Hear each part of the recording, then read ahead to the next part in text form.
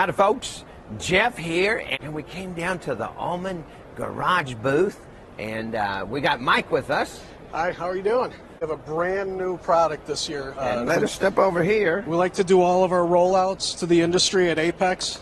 And I saw this, and I was like, okay, now we got a like a borescope, but this thing has some grabbers on the end, and you see the little fingers coming out right there. And if you think about it, it's kind of the neatest deal. There's a light on there.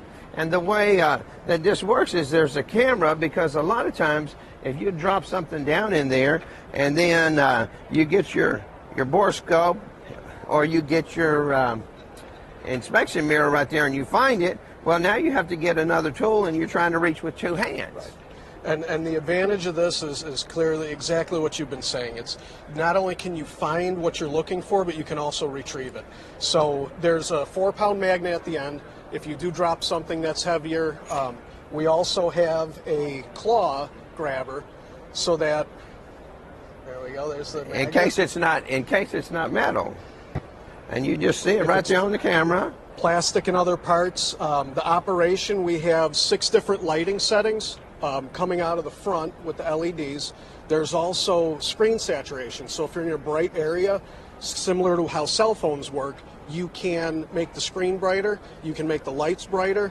And a really neat feature about this is sometimes when you're working with a tool like this, you have to bend it sideways and back and around.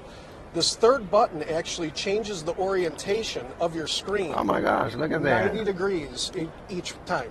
So basically what you're doing is, if you're trying to find something and it looks upside down, you can switch the orientation so to you it looks right side up and it's easier to grab. It's just more intuitive. It's battery operated, so you don't have to worry about rechargeable batteries. It's 4 AA's that come with the product. And you have a special name for this because it's called the Camera Assisted Retrieval Tool, but you just come down here and ask them to see the cart. Yep.